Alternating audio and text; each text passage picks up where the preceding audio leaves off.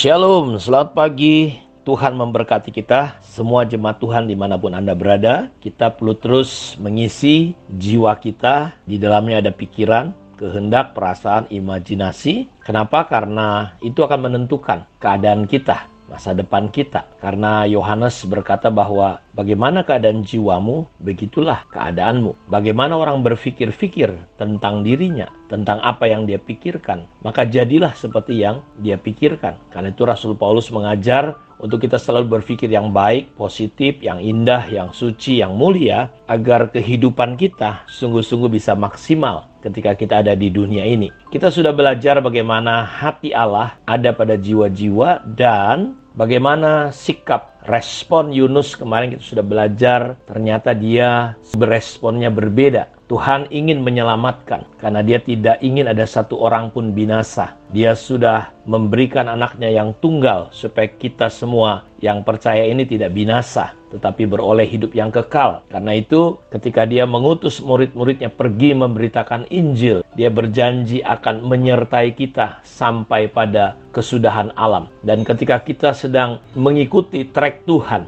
mengambil bagian, merespon kepada Tuhan untuk ikut terlibat dalam pekerjaannya, Tuhan menyertai kita, Tuhan berjanji kepada kita. Karena itu pagi hari ini kita ingin belajar tentang pelayanan orang percaya. Dalam Yohanes 1 ayat 12 dikatakan, tetapi semua orang yang menerimanya diberinya kuasa supaya menjadi anak-anak Allah, yaitu mereka yang percaya dalam namanya. Orang-orang yang diperanakan bukan dari darah atau dari daging, bukan pula secara jasmani oleh keinginan seorang laki-laki, melainkan dari Allah. Jadi perhatikan, semua orang yang menerimanya, menerima Yesus. Saudara lihat, jadi dia tidak katakan pendeta, orang-orang tertentu, tapi semua. Ketika kita percaya menerima dia, kita diberi kuasa menjadi anak-anak Allah, yaitu mereka yang percaya dalam namanya. Kata kuasa di situ menggunakan exousia, bicara tentang otoritas Allah yang diberikan kepada kita, anak-anaknya. Sebuah kekuasaan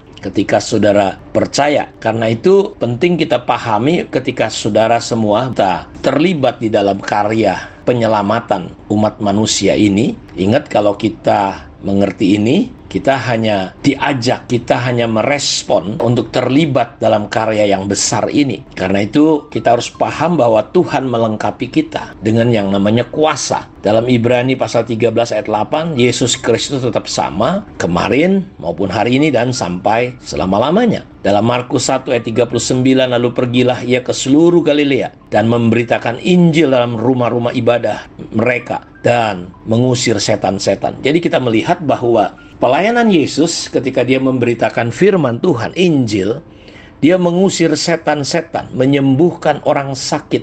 Dan Yesus Kristus tetap sama dulu, sekarang, dan sampai selama-lamanya. Karena itu ketika saudara melayani, karena fokus kita adalah kita menangkap isi hati Tuhan, dan isi hati Tuhan itu adalah jiwa-jiwa manusia. Terkadang kita nggak fokus apa yang menjadi fokus Tuhan. Kita lebih fokus ngurusin masalah, ngegosipin hal-hal yang nggak benar, menggosipi kesalahan-kesalahan orang, masalah kita bahas sedemikian rupa, padahal hati Tuhan ada pada jiwa-jiwa. Karena itu saya selalu berdoa, minta kepada kita, buka mata, buka telinga, buka hati. Karena tuaian itu sudah menguning. Tuaian itu begitu banyak, jiwa-jiwa membutuhkan pertolongan Tuhan, tapi pekerjaannya sedikit. Dan ingat, ketika kita merespon, tentu respon kita tidak boleh seperti Yunus, justru menghindar, tidak menginginkan pertobatan. Dan kita lihat bagaimana banyak orang, saudaraku, menjadi batu sandungan, tidak menjadi teladan ketika dia dipercayakan sebagai seorang pelayan, pemimpin. Hanya karena masalah dan persoalan, dia ngulah. Dan ini menjadi batu sandungan, dia tidak menjadi teladan. Harusnya kita berani mengorbankan diri kita demi merespon apa yang harusnya kita kerjakan. Dan lihat saudara di sini, saya mau tunjukin kepada Bapak Ibu.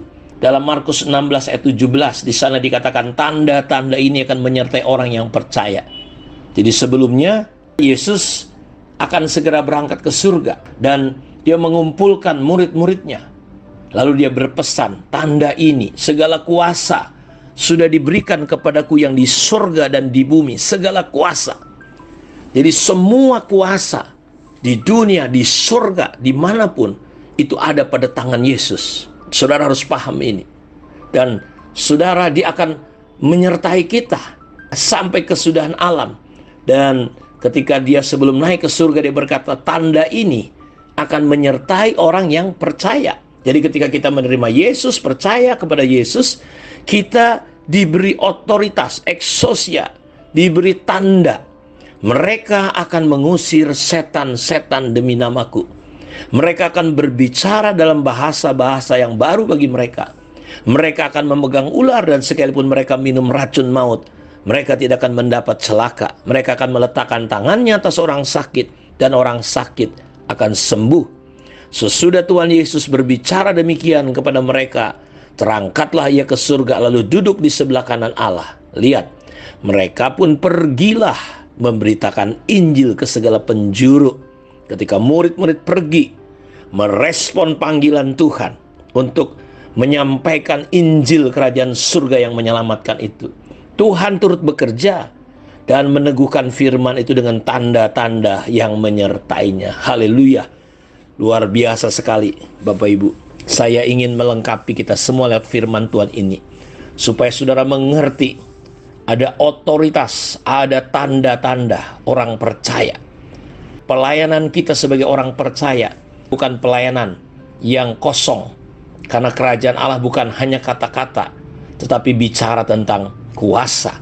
Karena itu ketika Yesus, saudaraku, melakukan pelayanannya, dia selalu menyembuhkan orang, dia selalu mengusir setan-setan. Dalam perjanjian lama kita nggak ketemu, saudaraku, kita ketemu hanya alam, misalnya seperti kayak Yosua memberhentikan matahari dan bulan 24 jam semalam-malaman tidak bergerak. Makanya tanggal Februari itu ada tanggal yang tidak sampai 30, 28 atau 29. Kenapa? Karena sejarah mencatat bahwa pernah berhenti matahari tidak bergerak. Kita tahu Laut Kolsom terbelah. Alam, saudaraku, dengan kuasa Tuhan sedemikian rupa. Dan masih ada banyak lagi peristiwa-peristiwa yang luar biasa. Tapi kita tidak pernah mendengar di perjanjian lama ada pengusiran setan. Di perjanjian baru Tuhan Yesus mengusir setan-setan, menyembuhkan orang sakit. Dan ini diberikan kepada saudara yang percaya kepada dia. Karena itu saya mau meneguhkan Bapak Ibu, saudara harus tahu siapa dirimu di dalam Tuhan. Engkau adalah anak-anak Tuhan. Engkau adalah orang percaya, dan tanda orang percaya, dia akan disertai oleh Tuhan. Tuhan akan janji, dia sudah berjanji, dia teguhkan kita. Karena itu jangan takut Bapak Ibu. Dalam Lukas 4 ayat 18-19 dikatakan, Roh Tuhan ada padaku, oleh sebab ia telah mengurapi aku. Untuk apa?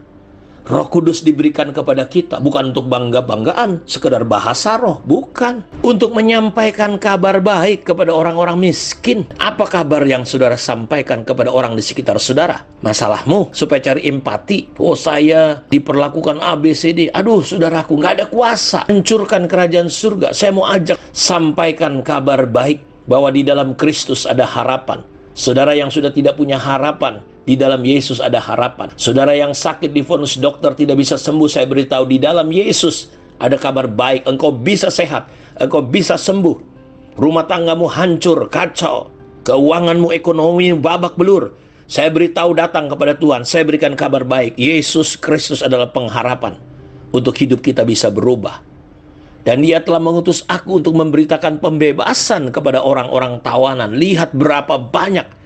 Bahkan engkau sendiri mungkin ditawan karena engkau nggak memahami kebenaran firman Tuhan. Yesus diutus untuk apa? Membebaskan, memberitakan bahwa di dalam Kristus ada kelepasan bagi mereka yang terikat. Penglihatan bagi orang-orang buta, jasmani ataupun rohani. Saudara, Tuhan tidak pernah berubah. Untuk membebaskan orang-orang yang tertindas. Untuk memberitakan tahun rahmat Tuhan sudah datang. Jadi hampir 2000 tahun yang lalu Yesus telah datang ke dunia. Untuk apa? Menolong mereka yang menderita. Dia membuat banyak mujizat, menyembuhkan orang sakit, mengusir setan-setan. Dan hal itu dilakukannya selama 3,5 tahun pelayanannya. Karena itu saya mau beritahu kepada saudara, dari generasi ke generasi, dari abad ke abad dia memanggil pria wanitanya, orang-orang untuk percaya, untuk melakukan pelayanan mujizat, untuk menyatakan kuasa Allah kepada orang-orang di sekitar kita bagi mereka yang sakit dan menderita. Sayangnya sedikit sekali gereja merespon. Banyak orang percaya tidak merespon dan tidak percaya dalam pelayanan mujizat kesembuhan dan pengusiran roh jahat seperti yang Yesus lakukan. Akibatnya banyak orang percaya tetap tertekan, tertindas, terikat karena tipu daya si jahat. Tidak ada pertolongan yang nyata dari gereja yang adalah presentasi kepenuhan daripada Kristus. Karena itu kita akan belajar hari-hari ke depan tentang pelayanan orang percaya ini. Bahwa Tuhan tetap sama, dulu, sekarang, sampai selama-lamanya. Tuhan memberkati kita. Amin. Mari kita berdoa. Bapa, terima kasih untuk kemurahan dan anugerah-Mu. Firman-Mu tidak akan pernah kembali sia-sia. 2 minggu ke depan kami ingin belajar Tuhan tentang pelayanan orang percaya. Bagaimana kami bisa mendoakan orang sakit dan orang sakit sembuh. Karena ada pengharapan di dalam Kristus Yesus Tuhan. Ada harapan untuk mereka yang tertekan, yang terikat. Ada kabar baik yang perlu kami beritakan. Tuhan, Kau berjanji menyertai, meneguhkan pemberitaan kami dengan tanda-tanda mujizat. Terpujilah Engkau Bapa. Dalam nama Yesus kami berdoa. Amin. Tuhan memberkati kita. Shalom.